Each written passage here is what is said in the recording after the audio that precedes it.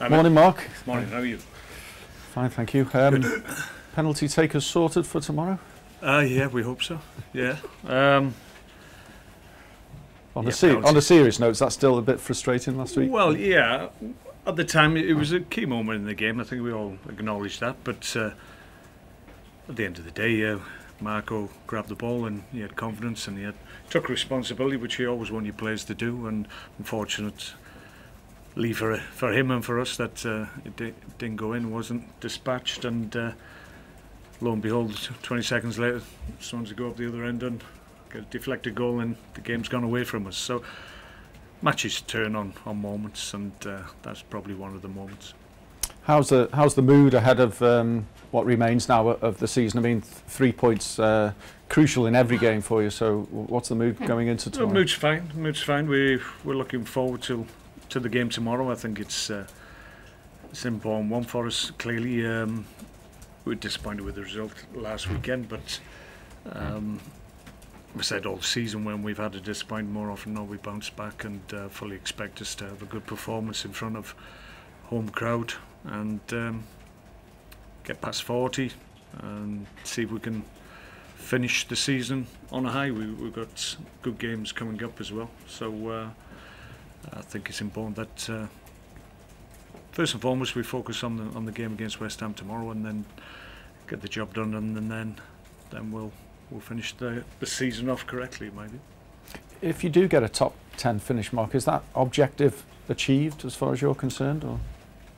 Well, I've said for a number of weeks, only because it was highlighted to me, if we get top 10 finish, that's four times in a row at top level of football in this country, and this club hasn't done it before. So we're always trying to achieve things that haven't been done by the club in the past. So that's something that we can still achieve this season. We're still in a position to do that. So that's our focus, to be perfectly honest, and we're using that to really drive us towards the conclusion of the season. I think it's a really important step. This year's been difficult at times, but we're not the only club that's had similar seasons.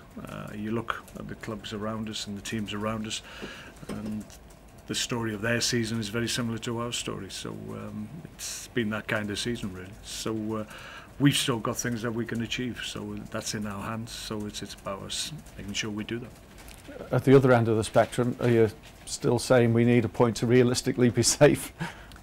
Or you're not looking at it that way? We never look in those terms, to be perfectly honest, and I haven't done since I walked through the door, and I'm not going to start now. We always look ahead and forward to what we can achieve, not what we can avoid. So obviously, if you do well and you get the points that you want, then it doesn't become a consideration looking below. Our focus is purely on finishing strongly and making sure we're in the top 10. What are you expecting from West Ham tomorrow? They've had an indifferent season, really, and there's been a bit of pressure at times on Slaven Bilic. Has that been unfair on him? Well, focus will come on your shoulders when the team is maybe struggling for results, but that can be the fixture list. It can be a period where you've got injuries and it's difficult to cope with. So there's a lot of factors that go into the season that you face. It doesn't mean you're a poor manager or a bad manager, and that's certainly not the case with Slaven. He's very experienced and knows this league, and as I said earlier, a number of clubs have had similar seasons to West Ham, and you probably could count ourselves in that one. So it can happen. Premier League isn't easy. It's a strong league and it tests you every weekend, and sometimes you'll come up short because the likes of ourselves, we haven't got the capacity to win every game we play. So when you lose, people are disappointed, but I think called light a day. I think people are realistic. They understand that as long as we play to our potential, then we can do well. But on occasions, for whatever reason, and usually because of other factors that come into play, sometimes you can't play to your potential, and that's when people become disappointed. But it's not from the want of trying. Every time we play, we go out with the intention of winning, so that doesn't change. one of your positives from last week was the return of Jack Butland. Has he been bouncing around this week? You must be pleased for him as well. Yeah, it was important to get Jack back involved. I said before the game and after the game that it was no reflection on Lee Grant, who's been absolutely superb this season, arguably our player of the year. So it's not a case of taking him out because he was playing poorly. So people, I think, are totally aware of that's not the reason I made the change. It's important for Jack in terms of his development and with a view to next year. And in the game itself, I thought he did fine. Couldn't do anything with the goals. Made a couple of good saves as well. So he'll be better for that. He's got a home game tomorrow. So that's another part of his rehabilitation. So yeah, it's an important step for him. I thought he came through last week okay. This week will be another step for him. Any bumps and bruises, injury problems from last week? No, the only one we're still waiting on really is probably John Walters. Missed out last weekend and hasn't done a great deal during the week in terms of work, but we expect him to be training this morning, and then we'll see if he's an option. But we're just managing his workload through the week at the moment, and just making sure that he's okay leading into games, which is the important part. Any contract talks with John at all, or is it too early to be talking about next season? No, I think John's contracted for another year anyway, so I don't think there's any rush in that regard. There's no problem with that. Some rumours that Glenn Whelan as well might be wanting away in the summer. Is that something that you've got to nail down and sort out? That's the first I've heard of that, so I'm not sure where that's come from. I'm obviously reading too many papers. Quite possibly, quite possibly. Did you watch the derby last night, City United? I didn't get to see it actually. No, I don't think I missed too much by all accounts. So yeah, maybe a little bit of relief from football last night, and yeah, it's always a difficult match to be involved in from my memories of it. Obviously different times when City weren't really as strong as they are now. So sometimes the games itself the occasion were usually better than the games, but you get the odd one where everybody's really enthused by the proceedings, but sometimes you just get maybe games that apparently were produced last night.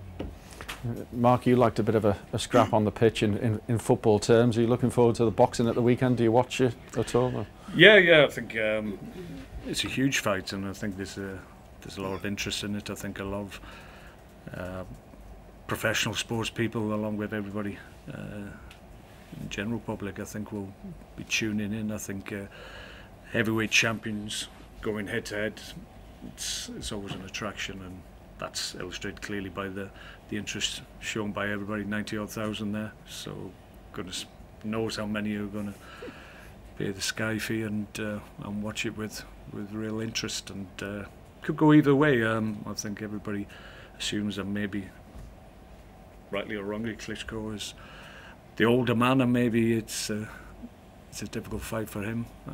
Anthony Joshua is a huge specimen of a man, and you see his power in previous fights, but I don't know, it could be a close one. Not 12 rounds? I doubt it, but we'll see. Thanks very much. Okay.